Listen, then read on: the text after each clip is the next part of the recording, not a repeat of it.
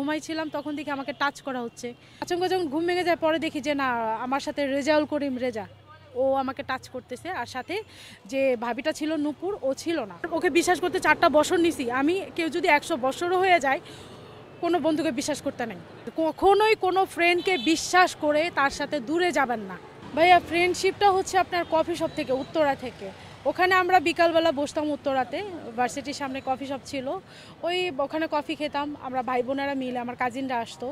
তো আড্ডা দিতে দিতে ওই দেখা যাচ্ছে আমরা সামনে বেঞ্চে টেবিলে বসছি বা পরের টেবিলে এক কথায় দুই কথায় এরকম কথা বলতে বলতে একদিন বলতেছিল, বা আপনারা ভাই বোনের কত মজা করতেছেন, মানে এখান থেকে আর কি সূত্রপাত, মানে কথা বলতে বলতে একসাথে কফি খেতে খেতে একই জায়গায় বারবারই প্রতিনিয়ত মাঝে মাঝে কফি খাওয়া হচ্ছে। ওইখান থেকে চীনা পরিচয়, আস্তে আস্তে কথা বলা, ফ্রেন্ডশিপ হওয়া। ওই ফ্রেন্ডশিপ থেকে ওর সাথে বন্ধুত্ব আর কি 4 বছর একটানা।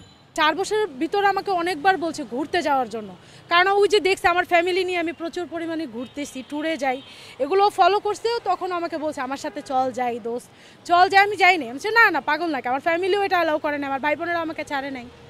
মানে তখন এই 4 বছর পর যখন ওকে আমার একটা ভালো একটা ট্রাস্ট চলে আসছে, তখন ওকে বিশ্বাস করে আমি গেছি ওর সাথে।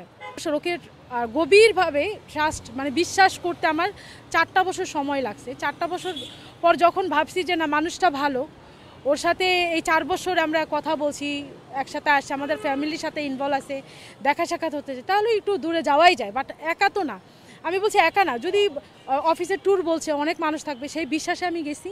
অফিস ট্যুর, অফিসের, হ্যাঁ ওর একটা অফিসের ট্যুর থাকবে, ওদের 2টা-3টা বাস যাবে, অনেক মানুষ যাবে, কলিগরা যাবে, কলিগের বউরা যাবে, তো ওখানে কোনো ঝামেলাই নেই। বাট ওর কথা হচ্ছিল তোর সাথে আমি আর একটু ঘুরতে শখ, মানে একটু ট্যুরে যাবো, একটু ঘুরতে যাবো, এই যেহেতু অনেক অনেক মানুষ যাইতেছে তাহলে তো তুই যাইতেই পারস।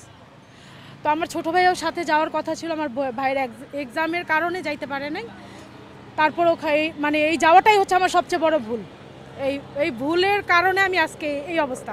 আমি তো ওকে বিশ্বাস করতে 4টা বছর নিছি আমি। কেউ যদি 100 বছরও হয়ে যায় কোনো বন্ধুকে বিশ্বাস করতে নেই, কারণ বন্ধু মানেই হচ্ছে সর্বনাশ। আপনার লাইফটাকে হেল করে দেবে, ফ্যামিলি থেকে বিতাড়িত করে দেবে, সমাজ থেকে বিতাড়িত করে দেবে, আর রাস্তায় নামাই দেবে। আজকে আমাকে রাস্তায় নামাই দিচ্ছে। আপনি বলছেন যে বন্ধু মানেই সর্বনাশ, আসলে এটা তো মেয়ে মেয়ে বন্ধু হয়, ছেলে ছেলে বন্ধু হয়, আপনারা কোন বন্ধুর কথা বলছেন আসলে? আমার সাথে যে ঘটনাটা ঘটছে, আমার ফ্রেন্ড আমাকে করছে, এইটার কথা বলতেছি, ছেলেদের কথা বলতেছি। কখনোই কোনো ফ্রেন্ডকে বিশ্বাস করে তার সাথে দূরে যাবেন না। যাওয়ার পর যখন দেখছি বাস স্ট্যান্ডে যে গেলাম, যাওয়ার পরে দেখলাম যে হ্যাঁ অফিস ট্যুরের কথাও তো বলছে, কিন্তু অফিস ট্যুর বাসগুলো চলে গেছে। তো ও ছিল, ওর ফ্রেন্ড ছিল, ওয়াইফ ছিল।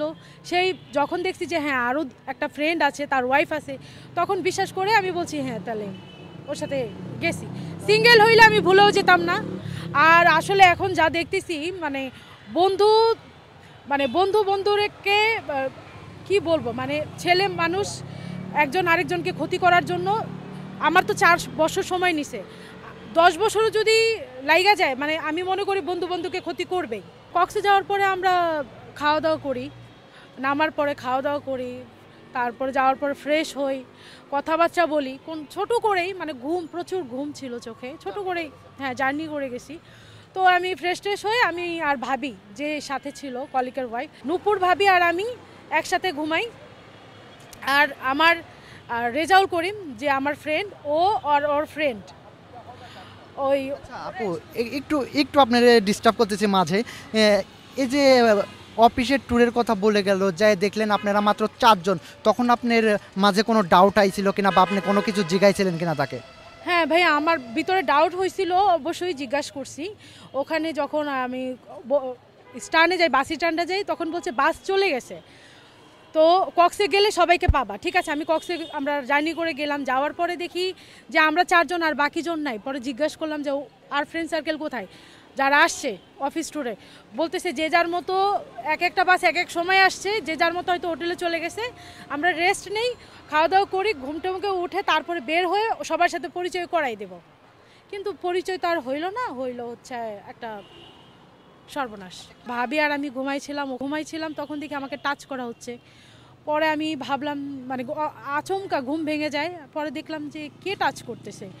পরে আচমকা যখন ঘুম ভেঙে যায় পরে দেখি যে না আমার সাথে রেজাউল করিম রেজা ও আমাকে টাচ করতেছে আর সাথে যে ভাবিটা ছিল নূপুর ও ছিল না, ও ওর হাজব্যান্ডের সাথে অন্য রুমে, ওখানেও আমার সাথে হস্তাধস্তি করে এক পর্যায়ে আমাকে করে ফেলায়। এটা বলতে আমার খুব লজ্জা লাগে ভাই, আমি নিরুপায় হয়ে আজকে আমি রাস্তায় নেমে আসছি।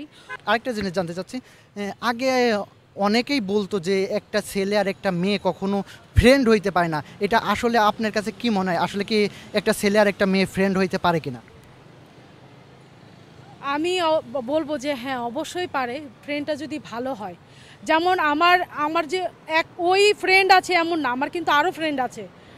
আমার এমনও ফ্রেন্ড আছে আমাকে যদি বলে যে দোস্ত আমি এমন এক জায়গায় আসছি, আমার বাবা মা মেডিকেলে ভর্তি আছে, আমার কিছু টাকা লাগবে, বা আমি ওই সময় ওই জায়গায় উপস্থিত নাই, তুই কি যাইতে পারবি, আমি চলে যাব। বা আমার বেলায়ও এরকম হয়েছে, আমি হসপিটালে ছিলাম, তো আমার কাছে কোনো টাকা পয়সা ছিল না, মানে ইমার্জেন্সি আমার কাছে কোনো টাকা পয়সা ছিল না, ওই মুহূর্তে আমার টাকা দরকার 20 থেকে 30 হাজার টাকা, আমি ফোন দিয়ে নিয়ে আসছি। আপনার কাছে লাস্ট একটা প্রশ্ন জানতে চাচ্ছি, এখন যদি আপনার কোনো ছেলে ফ্রেন্ড কক্সবাজার বা আদার্স কোনো জায়গা ঘুরতে নিয়ে যাইতে চায় আপনি কি যাবেন?